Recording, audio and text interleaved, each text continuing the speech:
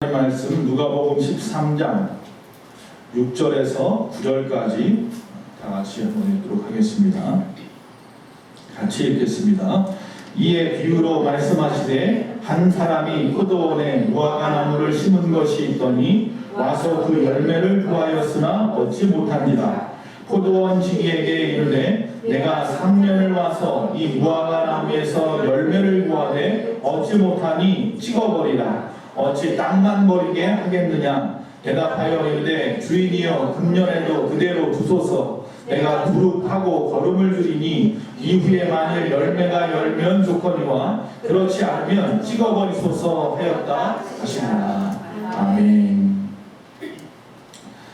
자, 오늘 하나님의 말씀의 제목은 사랑의 뭡니까? 그 다음까지 1이라는 얘기는 뭐예요? 시리즈라는 얘기죠. 다음 주도 있고 그 다음 주까지 3주 동안 보려고 합니다. 똑같은 말씀을 가지고 3주를 봅니다. 오늘은 우리 보니까 이 포도원 지기가 나오고 또 이 포도원의 주인이 나오고 그러는데 오늘은 이 주인 입장에서 좀 보려고 하고요. 다음 주는 그 과원지기의 이름의 입장에서 보려고 하고요. 마지막은 전체적으로 보려고 합니다. 자, 이스라엘에는요 흔히 포도나무를 심는 이 포도원에 무화과 나무도 한쪽에 심어 놓습니다. 물론 이 무화과 나무가 차지하는 땅이 포도나무 몇십 그루씩 심어도 될 만큼 큰 땅을 차지하는 것은 맞습니다. 그러나 그렇게 심어 놓습니다. 그리고 보통 포도나무는 그 다음 해에 열리는데 이 무화과 나무는 최소한 3년은 기다려야 열매를 맺는다고 합니다. 그런데 그 후에 3년이 지나도 만약에 열매가 열리지 않으면 괜히 매년 땅만 차지하는 거잖아요. 그거 빼버리면 포도나무를 더 많이 심을 수 있는데 굳이 그걸 갖다가 3년씩 했는데도 열매도 맺지 못하는데 놔둘 필요가 없는 거예요. 그래서 주인이 생각하기로 더 놔두면 괜히 포도나무에 갈 수분이나 자연분까지 다 빼앗아 먹을 것 같고 더 두어봤자 손해가 될 것 같으니 이제 뽑아버려라. 과원을 지키는 과원지기에게 그렇게 명령을 하는 겁니다. 여러분 백화점에 가면 1층이 아주 뭐라고 할까요? 제일 좋은 자리잖아요. 1층에 가면 가끔씩 자리가 바뀌어요. 매출이 안 좋은 거는 빼버리는 거죠. 그래서 거기서 어떻게든지 매출을 올리기 위해서 아주 굉장한 경쟁을 하고 어떻게든지 팔아보겠다고 난리가 아니에요. 1층에 가면 다른 층보다 호객 행위도 굉장히 심하죠. 지금 이 무화과 나무를 갖다가 지키겠다고 지금 여기 있는 포도원 지기가 마음을 먹었습니다. 그래서 간청을 합니다. 8절 9절에 이렇게 말합니다. 대답하여 이르되 주인이여 금년에도 그대로 두소서. 내가 두릅하고 거름을 들이니 이후에 만일 열매가 열면 좋거니와 그렇지 않으면 그때 가서 찍어버리십시오. 지금 그 말씀을 하고 있는 거예요. 자, 이 무화과 나무의 의미는 포도나무와 같아요. 뭐냐면 번영이에요. 번창과 번영. 즉 이것은 어떤 의미냐면 이스라엘의 번영이에요. 그러니까 무화과 나무의 열매가 많다는 이야기는 이스라엘의 번영이 있다라는 이야기가 되겠죠. 자, 이것은 우리에게도 빗대어서 얘기할 수 있어요. 지금 우리가 지금 여기에 있는 이유가 뭡니까? 지금 이 교회 안에 저와 여러분이 있는 이유는 뭡니까? 하나님의 나라의 영광을 위해서 있는 겁니다. 즉 이스라엘은 이 무화과 나무의 비유를 통하여서 하나님의 포도원에 특별히 선택된 자리에 양지 바른 곳에 심기어져 있고 자리를 차지하고 있다는 거예요. 그리고 그곳에서 많은 특권을 3년 동안 누리고 있었다는 거예요. 그런데 뭐가 없어요? 열매가 없어요. 우리도 교회에 나와서 교회에서 많은 특권을 누리면서 또한 그 안에서 성도로서 지금까지 지내왔는데 근데 뭐가 없어요? 열매가 없어서 해야 되겠느냐. 1년, 2년, 3년은 좀 지켜줄 수 있어요. 영적인 아이의 자리에서 영적인 아기에서 영적인 아이가 되고 영적인 아이에서 영적인 청년이 되고 영적인 아비가 되고 베드로전서에 나와 있는 대로 우리 성장할 수 있는 시간이 좀 필요하니까. 그런데 그렇게 해서 성장했다고 생각했는데도 열매를 맺지 못하면 찍어버린다는 거예요. 즉 다시 말하면 특권에는요 책임이 따르는 거예요. 선민으로서 이스라엘 백성들은 하나님부터 선택받은 자로서의 책임이 있는데 그 책임, 그 열매를 맺지 못했다는 거예요. 우리도 성도로서 하나님의 자녀로서 특권이 있으면 책임도 따르는데 우리가 그 열매를 맺지 못하면 되겠냐. 그럼 어떻게 한다고요? 찍어버린다고 말합니다. 소득이 많을수록 세금을 많이 내는 거죠. 우리도 먼저 된 자라면 또 우리가 먼저 신급을 받고 직분자가 된 분이라면 그저 자신의 위치, 자신의 특권만 내세울 것이 아니라 정말로 내가 가진 그 자리에서 내가 해야 할 책임을 다하도록 최선을 다하는 삶을 살아야 되지 않겠냐는 거예요. 더 이상 주의 몸된 교회나 주의 나라를 위해서 책임을 지려 하지 않고 특권만 부리는 그런 사람은 되지 말아야 될 줄로 믿습니다. 가끔 보면은 이 세금을 안 내려고 탈세하는 사람들이 많이 나오죠. 세금을 편법으로 어떻게든 해보려고 증여도 편법으로 하고 말이죠. 그러면 안 된다는 거예요. 오늘 분명히 주인은요, 이 포도원의 주인은 지금 하나님을 빗대 말씀하는 거겠죠. 이 포도원의 주인은 더 이상 못 참겠답니다. 우리가 포도원 주인의 입장에서 볼 때 생각해 보면 이해가 좀 갈 겁니다. 더 이상 못 참겠다.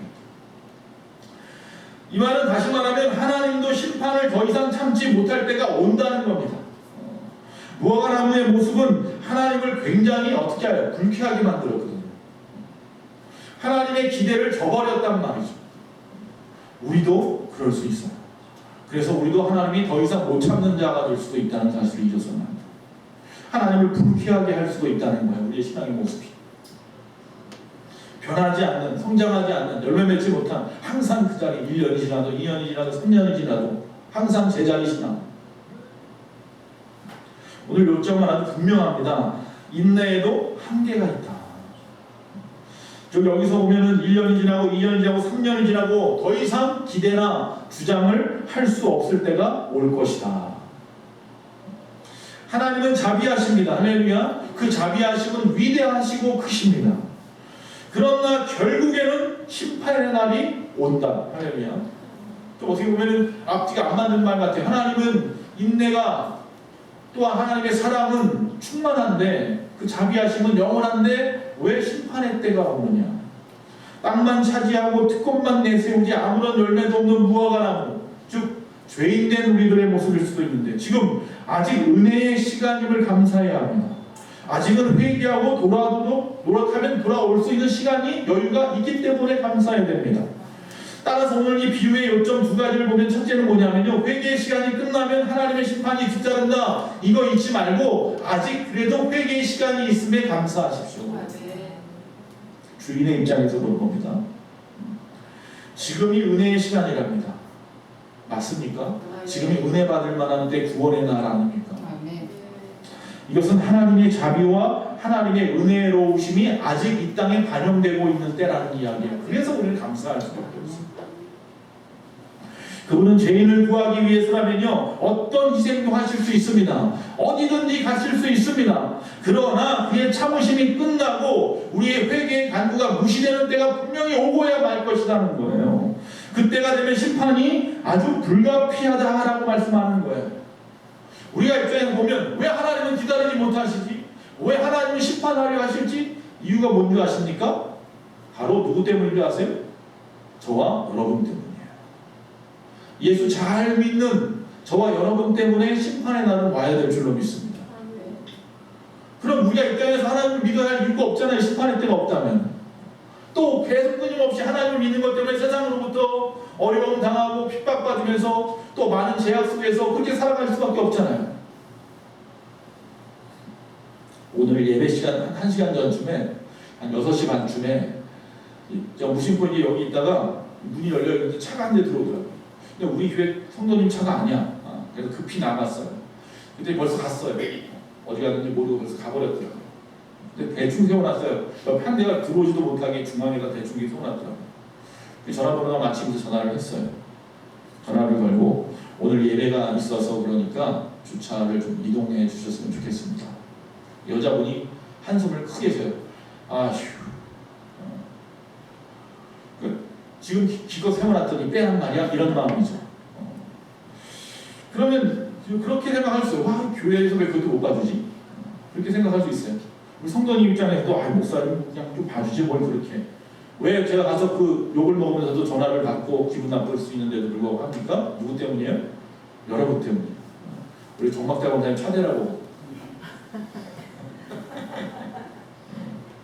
할렐루야. 어떤 때는요 차가 2대가 있더라고요. 이 교회 차를 가지고 들어와야 되는데 못 들어오는 거야.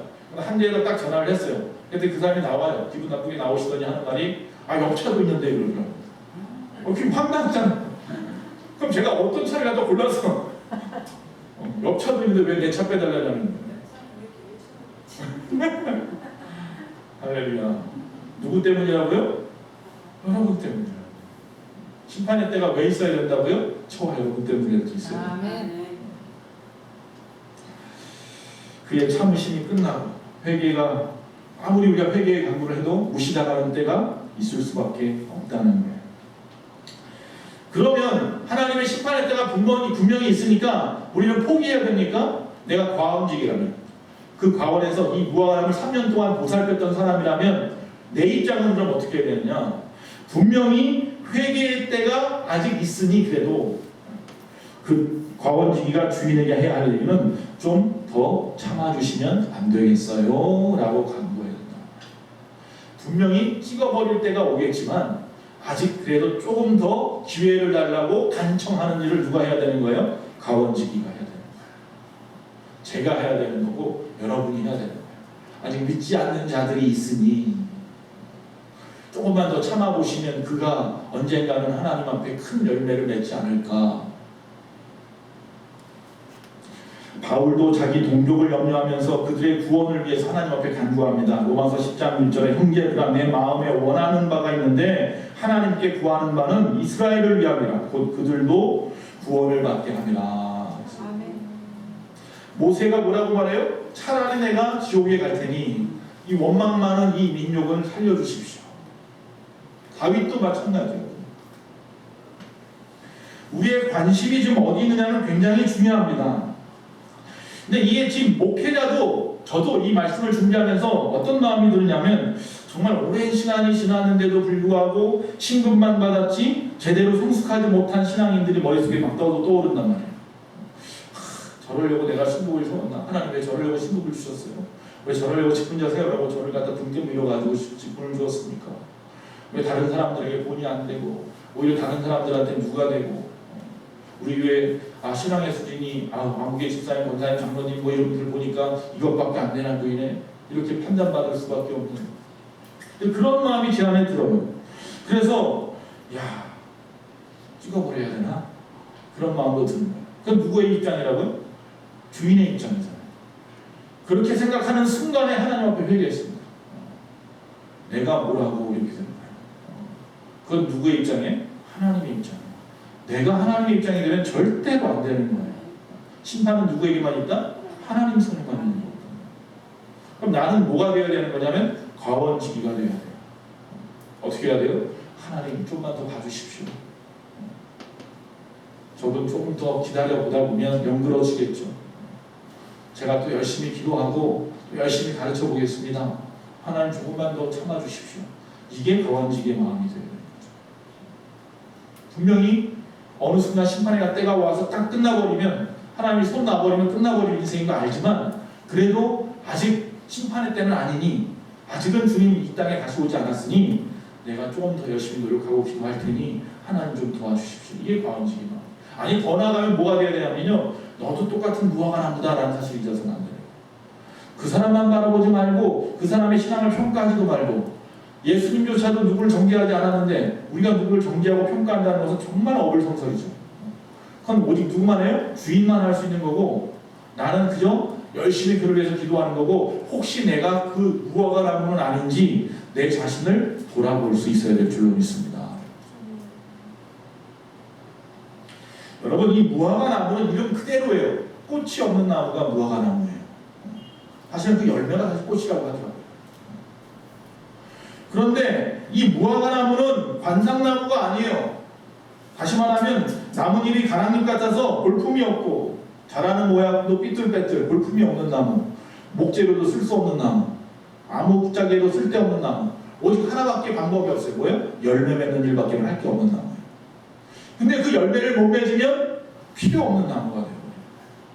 뭐밖에 못 써요? 불쏘시개로도 제대로 못 쓰는 나무가 돼요. 즉 다시 말하면 그 존재 가치가 뭐에 있다? 열매 맺는 것에 있어요. 즉 이 무화과나무의 목적은 뭐예요? 열매 맺는 거예요. 그래서 이 무화과나무는 이 목적을 이루기 위해서 애써야 하는 거예요. 이 목적을 이루기 위해서 애쓸 때 그 무화과나무의 존재 가치가 인정을 받는 거예요. 칭찬도 받는 거고 상급도 받는 거예요. 그런데 이 존재 가치를 놓쳐버리면 뭐예요? 목적을 잃어버렸기 때문에 그 존재 가치도 놓쳐버리는 거예요. 사람도 똑같습니다. 하나님께서 우리에게 주신 분명한 목적이 있다는 거예요. 이 땅에 우리를 태어나게 하시고 그 목적을 위하여 애쓰고 수고하며 살아가면 우리의 존재 가치가 있는 거예요. 근데 그 목적을 놓쳐버리고 우왕좌왕하고 방황하고 아무것도 하지 않고 그냥 될 대로 되라 이러면 존재 가치를 놓쳐버리는 거예요. 찍어버려도 문제가 없는 거예요.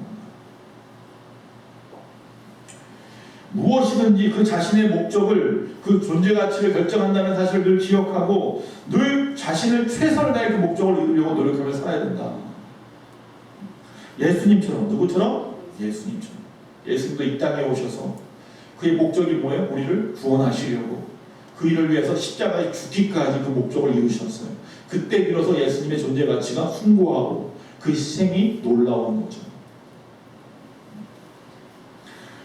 교회도 마찬가지고 성도도 마찬가지고 목적의식, 다시 말하면 비전이 없으면, 꿈이 없으면 방향성을 잃어버리고 그 수고는 의미 없는 수고일 뿐인 인생이 되는 거죠.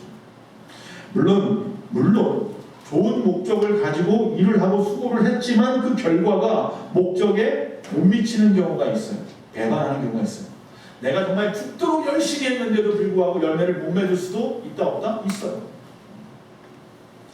좀 생각하면 헛된 수고를 했다라는 거죠. 혹시 교회 안에서 우리의 모습일 수도 있어요. 나 때는 내 입장에서는 최선을 다해서 좀 신앙생활을 하는 것 같은데 아무런 열매도 못 맺는 것 같고 말이죠. 뒤처지는 것 같고 항상. 그럼 둘 중에 하나일 것 같아요. 하나님의 분명한 뜻이 있어요. 아니면 뭐예요? 내가 잘못된 목적 의식을 가지고 살아가고 있는 거예요. 지금 하나님의 뜻이 아닌데 욕심을 부리고 있는 거 아닌지. 이처럼 목적에 합당한 수고를 아끼지 않았는데도 불구하고 열매가 없다면 정말 괴로운 일이겠지요. 오늘 본문에 나와 있는 누구처럼? 주인처럼. 열매를 맺는다는 목적을 가지고 심었는데 그 가원지기가 열심히 물을 줬잖아요. 거름도 줬어요. 여기 보면 어디에서도 가원지기를 혼내는 장면이 없어요.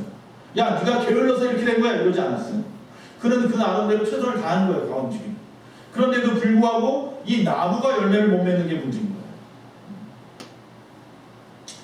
여러분, 여기서 이제 깨달을 진리 두 가지만 좀 보려는데, 첫째는 뭐냐면요, 창조의 목적이라는 거예요.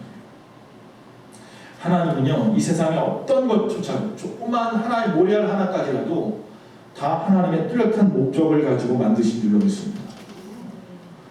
하나님은 모든 천지와 만물을 창조하셨으며 그 모든 우주에 있는 것들에게도 목적이 있고 또한 그 안에 있는 저와 여러분 한 사람 한 사람에게까지도 참 목적을 주셨다는 거예요.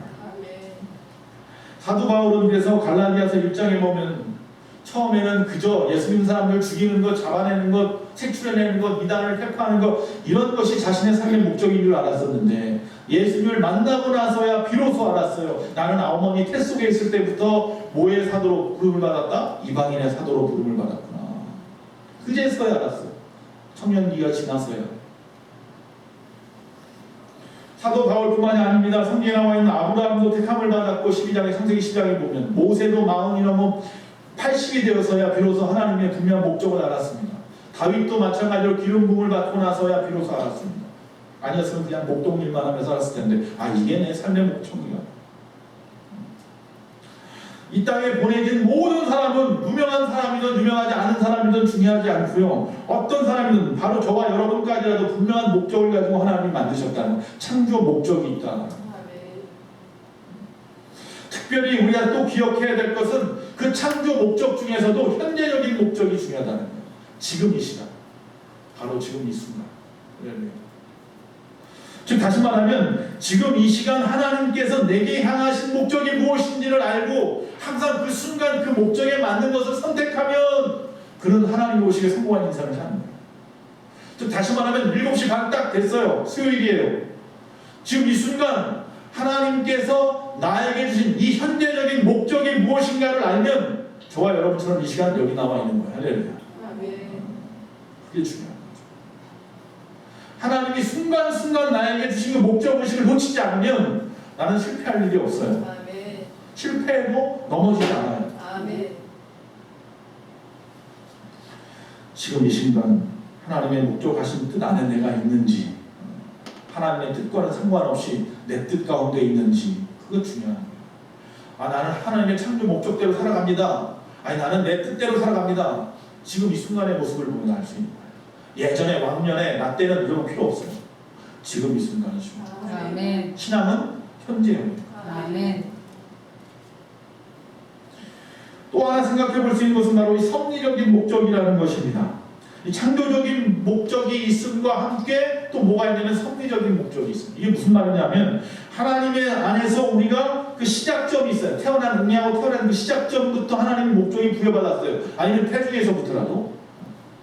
그런데 그 시작서부터 시작한 게 창조하신 그 뜻 안에서 지금까지 오늘까지도 하나님의 섭리 안에서 있었다는 사실이에요. 아멘. 그리고 앞으로도 어떻게 해요? 그 하나님의 섭리 안에 살아갈 거라는 이야기를 하는 거예요.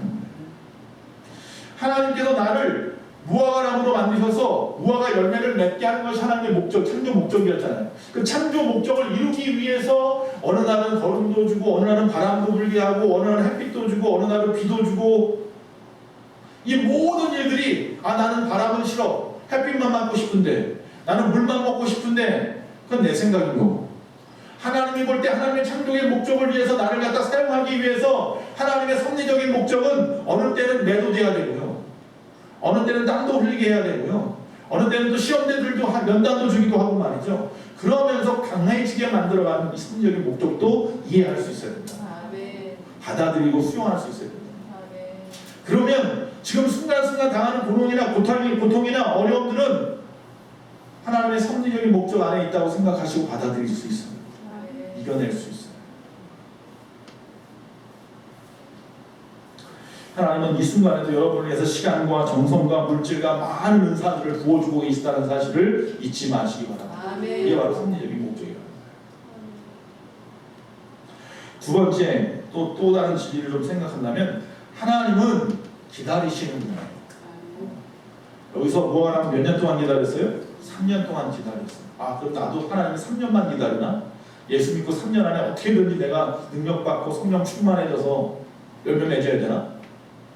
3년은 뭐에게만 필요한 거예요? 무화과 나무한테 필요한 건 3년이고요. 다 특성이 다르죠. 무화과는 3년마다 열매를 맺게끔 하나님이 처음부터 창조한 목적 안에서 섭리 안에서 만들어 놓은 방법인 거고요. 사람은 또 다 다른 거예요. 어떤 사람은 5년, 어떤 사람은 10년, 어떤 사람은 50년.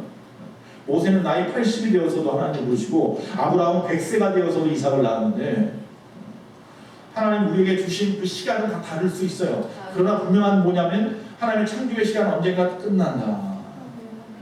그때까지는 하나님이 인내하실 거예요. 오래 참고 기다리실 거예요. 다시 말하면 뭐예요? 나무는 뭐 떡잎만 보면 안다고 하는데, 지금 모습을 봐서는 도대체 아무것도 안 될 것 같을지 몰라도 성경에 보면 정말로 죄송합니다, 정말 망나니같이 개차반처럼 살았던 사람들조차도 하나님 한순간에 변화시켜요. 아멘. 할렐루야. 아멘. 하나님은 한 번 죄 짓는다고 해서 당장 물론 벌을 내리는 하나님은 절대로 아닙니다. 만일 그렇게 하신다면 이 땅에 살아남아 있을 사람은 한 명도 없습니다. 저도 벌써 지옥불에 들어갔죠. 그런데 그렇게 생각할 거예요. 성경에 보면 아닌데요? 아나니아 삽비라 같은 경우는 한 번 자기 재산 숨겨놨다가 그 순간 그냥 베드로 앞에서 죽었는데요. 나답과 아비후도 그렇게 죽었는데요. 홈리아비라서 다 그렇게 죽었는데요. 한 번 죄를 잘못했는데 그건 내가 생각할 때 한 번인 거고요. 하나님이 보실 때 그는 이미 수없이 하나님을 속였고 거짓말했어요. 성령을 속였고. 그것이 지금 그 순간만 드러났을 뿐인 거죠. 이미 수없이 그런 모습으로 하나님 앞에 보여왔을 것이라. 내가 지금 어떤 어려움을 당하면 하나님 내가 무슨 죄를 졌다고, 아니 내가 한 번밖에 죄를 짓지 않았는데, 내가 한 번 실수했는데 라고 내가 하나님 앞에 변명할 수 없어요. 하나님은 다 알고 계십니다. 우리가 가정에서 자녀들을 양육하면요, 잘못할 때마다 책망하시는 분 계십니까? 그럼 그 자녀 힘들어요. 그 부모 밑에서. 여러분이 자녀들 책망하는 모습을 보면 10번 눈 감아주다가 한 번 책망하는 거고 100번 참다가 한 번 때리는 거예요. 매를 대는 거예요. 물론 요새는 그것도 하지 말라고 하죠. 하나님께서 지금 우리 가운데 심판하신다고 하는 이유도 그렇게 수백 번, 수천 번, 수만 번 참고 참으시다가 하시는 일이에요. 즉 부모의 마음인 거예요. 부모의 마음으로 오래 참으시는 거예요. 그러나 하나님의 그 오래 참으시는 것을 만홀히 여기는 자가 있어서 문제인 거예요. 즉 하나님은 우리의 죄를 보시기도 하고 그 죄를 갖다 바라보시는 그 모습들 속에서 침묵하는 것처럼 보여요. 그런다 하나님은 우리를 절대 침묵하지 않습니다. 하나님은 침묵하고 있는 게 아니라 인내하고 계시는 거예요. 사람은. 그건 전혀 다른 이야기예요. 교회 안에서도 마찬가지예요. 이걸 악용하면 절대로 안 됩니다. 교회 안에서 주의 종이 침묵하고 있는 게 아니에요. 인내하고 있는 거예요. 사랑하고 있는 거예요. 사랑으로 인내하고 있는 거예요. 좀 더 기다리자. 좀 더 기다려보자. 언젠가는 변하겠지. 언젠가는 열매 맺겠지. 언제는 돌이키겠지. 언젠가는 돌아오겠지. 그냥 3년이라고 하는 시간을 이 주인이 팔짱 끼고 앉아서 기다리라 그런 게 아니라 여기서 지금 주인도 마찬가지고 여기 나와 있는 가원지기도 마찬가지고 가을이 되면 가을이 되는 대로 여름이 되면 여름이 되는 대로 겨울이 되면 겨울이 되는 대로 최선을 다해서 거름도 주고 물도 주고 할 만큼 했다는 이야기. 풀도 뽑아주고 그러면서 기다리는 거예요. 하나님이 우리를 향한 그 기다림이 뭐라고요? 침묵이 아니라 사랑으로 인내하고 있는 거예요. 다시 말하면 인내로서 많은 투자도 하고 계시고 인내로서 우리를 훈련시키기도 하고 그러면서 기다리는 거지 가만히 팔짱 끼고 나 몰라라 등 돌려놓고 네 마음대로 해 그러지 않는다는 거예요. 하나님의 인내는 그러나 한계가 있습니다. 무화과 나무는 3년이면 족하고 여러분은 얼마가 걸릴지 저도 모르고 하나님만 아시겠지만 하나님은 끊임없이 여러분에게 많은 은사도 주었을 것이고 많은 은혜도 주었을 것이고 지금까지 살아오면서 많은 것을 베풀어 왔겠죠. 뭐 놀라운 기적, 죽을 수밖에 없는 상황에서 살리는 기적을 아니더라도 갑자기 그냥 망할 수밖에 없는 상황에서 갑자기 부자게 되어주는 어떤 세상이 말하는 그런 기복적인 것들이 아니더라도 순간순간 내가 아차 싶을 때마다 하나님이 붙잡아 주시고 도와주시고 여기까지 오게 했다는 거 우리가 알잖아요. 하나님은 그렇게 우리를 참아가면서 인내했다니까요. 그냥 모른 척하지 않았다니까요. 그런데도 우리는 뭐예요? 열매를 맺지 못한다니까요. 하나님은 절대로 회개하고 돌아올 것 같을 때는 기다려주시지만 더 이상 회개하고 돌아올 것 같지 않으면 놓아버릴 수밖에 없어요. 그럼 우리 여기서 잠깐만 그럼 아니요 가룟 유다처럼 이 사람이 회개할지 회개하지 않을지 어떻게 합니까? 우리는 모르죠. 우리가 성경을 볼 때 자꾸 내 입장에서 보니까 실수하는 게 뭐냐면 가룟 유다가 보면 거의 뭐예요? 자살해버리잖아요. 베드로는 뭐예요? 회개하잖아요. 우리는 그걸 모르죠. 이 사람이 회개할지 자살할지 모르죠. 근데 예수님은 다 알고 계셨잖아요. 그래서 이미 그가 같은 마가다락방에서 떡에다 같이 손을 집어넣었을 때 그가 나를 팔자라고 미리 해놓고 차라리 태어나지 않았으면 좋겠다고 말씀하시는 것은 다 알고 계시거든요. 그러니까 나는 몰라요. 그런데 하나님은 아신단 말이에요. 저 사람이 지금 심판받을 때인지 아닌지 나는 몰라요. 그러나 하나님은 아신단 말이에요. 하나님 입장에서 심판하실 수 있는 거지 하나님만 심판하실 수 있는 거지요. 그래서 왜? 다 알고 계시기 때문에. 그래서 나는 심판하면 안 되는 거예요. 모르기 때문에. 그 사람이 회개할 사람인지 그 사람이 회개 절대로 안 할 사람인지 나는 모르기 때문에 절대로 어떤 사람을 평가해서도 안 되고 비평해서도 안 되고 원망해서도 안 되고 정죄해서도 안 되고 나는 그저 기다려주고 기도해주고 사랑해주고 할렐루야. 바로 예수님처럼 말입니다. 예수님의 그 십자가처럼 말입니다. 하나님의 사랑과 인내의 상징인 이 십자가. 예수님조차도 누구를 평가하지 않았어요. 그냥 십자가를 졌어요. 원망하지도 않았어요. 내가 왜 저 사람들 때문에 죽어야 됩니까? 그러지 않았어요. 그저 자신이 너무 고통받을 것에 대한 아픔에 대한 두려움만 있었어요. 하나님께서는 우리를 십자가 안에서 용서하셨고 십자가 안에서 인내하게 하셨고 십자가 안에서 또한 하나님께서 우리를 구속하셔 주셨습니다. 오늘 본문 말씀을 쉽게 보면요. 그냥 간단한 얘기 한 거예요. 3년 동안 주인을 헛되게 고생시켰으니 이제 이 무화과 나무는 찍혀도 할 말이 없다. 이 말한 거예요. 사실 예수님께서. 그 말을 갖다가 좀 길게 좀 돌려서 말씀하고 또 저도 이렇게 덧붙여서 말씀을 전한 것 뿐인데 즉 심판에는 누구도 변명할 수 없으니 아직 시간이 있을 때 감사하고 지금 돌이키십시오. 그리고 내가 열매를 맺는 것인지 맺지 못하는지, 내가 어떤 분명한 목적을 가지고 살아가고 있는지 확신하시고 그 목적을 위해서 최선을 내어 살아갈 때 하나님 보시기에 고귀한 가치가 있는 인생이 되는 겁니다. 나는 정말로 지금까지 살아오면서 사랑할 만큼 사랑하고 인내할 만큼 인내했고 주의 영광을 위해서 충성할 만큼 충성했는데요. 혹시 이렇게 생각하는 분이 있다면 그거 아셔야 됩니다. 하나님은 당신이 귀찮아서나 아니면 하나님은 당신이 싫어서 하지 않는 일을 우리에게 절대로 시키지 않습니다. 다시 말하면 무리한 요구를 하는 게 아니에요. 하나님은 우리가 할 수 있는 것만 시키는 거예요. 사랑도 할 수 있는 만큼만 하라는 거예요. 용서하는 것도 마찬가지고 일하는 것도 마찬가지고 인내하는 것도 마찬가지고요. 우리는 굉장히 크게 하는 것처럼 남들에 비교해서 나는 이만큼 했는데 라고 말할 수 있을지 모르지만 하나님 앞에 그 모든 것이 다 세 발의 피, 아무것도 아니에요. 하나님은 먼저 우리를 사랑하셨고 하나님은 우리 위에 먼저 인내하셨고 우리 위에 먼저 일하셨고 그래서 나를 십자가에서 구원하셨고 우리가 무슨 말을 해도 할 수 없는, 변명할 수 없는 것이에요.